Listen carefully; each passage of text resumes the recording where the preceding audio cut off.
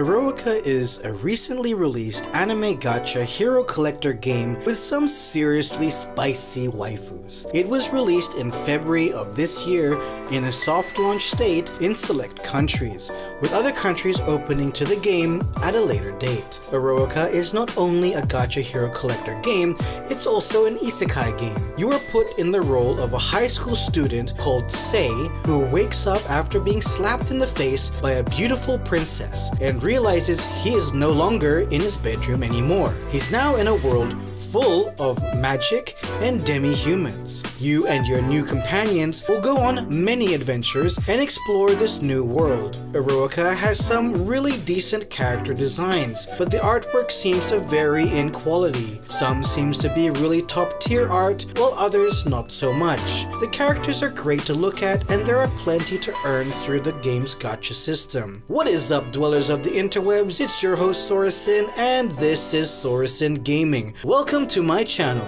Eroica's combat is pretty straightforward. If you've played any hero collector game, I'm pretty sure you're used to it by now. You have your team of 4 on the left hand side of the encounter, while the enemy is on the right. Usually an encounter has 3 stages to it and the occasional end stage boss, depending on what stage of the map progression you're on. You can choose either to auto the combat in these encounters or to do it manually, depending on how much attention I want to provide to the game. I alternate between manual or auto combat. There are, however, exploration and mini puzzles within each map's encounter, with combat with enemies happening within those stage encounters. You can choose to auto or manual exploration. I prefer to manual the exploration as much as possible because you can find chests and hidden loot as you explore. There doesn't seem to be any PvP within Eroica. An interesting choice. Maybe they'll add it in the future. There is, however, 2 other modes other than the adventure mode. There is the story mode, which comprises of 4 sub-modes within. One seems to be for story events. Sadly, I missed the recent story event, so I cannot experience what that is like at this time. Then there's the hero quests, where you can assign your heroes to go on 2, 4, or 6-hour quests by themselves to earn hero shards, quest points, and gold. The episodes is where you go to experience the story quests of the SSR heroes you've obtained as you grow your friendship with them. Currently, I have only the SSR hero Wraith, so I'm working on her friendship right now. At friendship level 3, I'll unlock her next story cinematic. And then there is Azoth's Tower, a tower-based combat mode that you can do 3 times a day, and each stage within the tower gives you summoning tickets which you can use in the gacha system. And then there's the challenge mode, which also has 4 sub-modes within. The Dimensional Rift, where you can earn various gear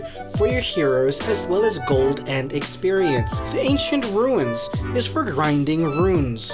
The Training Grounds is for skill books to level your skills. And finally, the Nya Dungeon, which can be done once per day, where you can earn pre-cores. Pre-cores are like stat cards of various rarities, which can be applied to your heroes. They also have really nice artwork, though I wish you could view the art in full size, so I can appreciate the details of certain pre-core art. Eroica is a familiar hero collector gacha game, but at the same time it's a little bit different.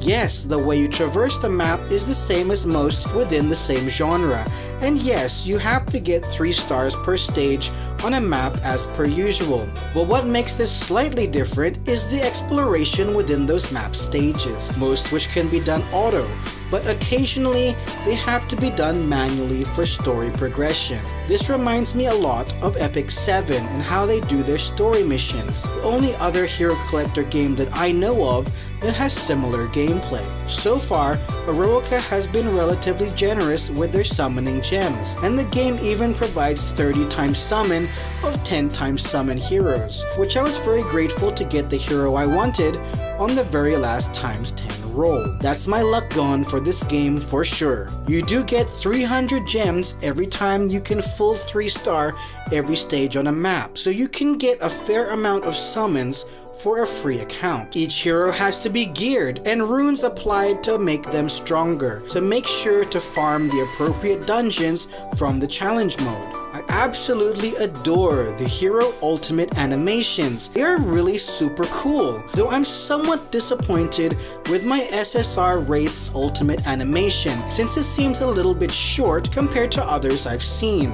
And with a body like that, you'd think they'd show it off a lot more in the ultimate animation. But that's just a personal gripe and really not a big deal. The biggest issue I had with the game was the poor optimization. I understand that the game is technically still in soft launch, but it's already been out for several months and they're releasing new story content, and yet the optimization is horrendous. I shouldn't be experiencing drops in frame rate going from 60 FPS down to 15 FPS on a Snapdragon 865 Plus chip. I hope they fix it soon. It really ruins the gameplay experience. I am absolutely in love with the graphics in Eroica. The character designs are gorgeous 3D anime models, and the regions to explore are varied enough to be interesting.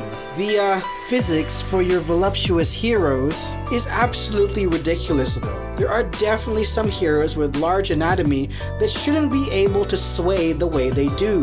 Eroica is definitely a gorgeous game though, graphics wise, and I love it a lot. The audio in Eroica is decent, though I dislike how there is very little voice acting in the game. I noticed in the hero profiles that there is a section for voice samples, and yet no voices are played. So this is another aspect of the game that I'm assuming will be improved upon when the game is out of soft launch. I hope.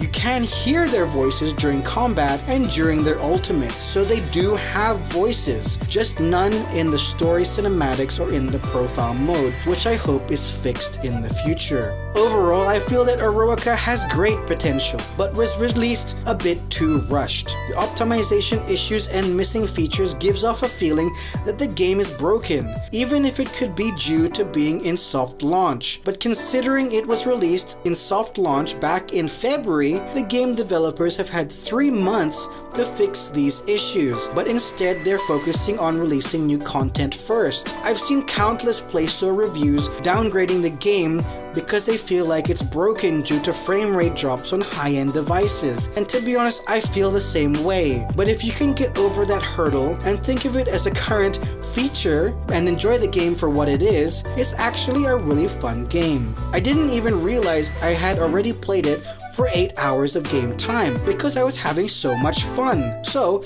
if you can get over those issues I've mentioned, I'm sure you could enjoy Eroica too. So that's what I think about Eroica. Remember, this is just my first impression. Please do not be offended if my first impression differs from yours. If you feel you had a different experience and would like to share your experience with me, I'd be happy to read them in the comments below. If you'd like me to review any mobile game you're curious about, please let me know what game you'd like to see me talk about in the comments too. If you do recommend a game to me and I do a video on it, I'll give you a special shout out thanking you near the end of the video. I hope you enjoyed this video.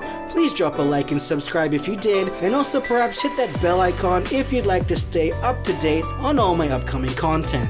All my social links are in my description below. I'm mainly active on my Instagram and Twitter, so please follow me there if you feel like it. Take care, be safe. This is I Sora Synn Gaming, signing off.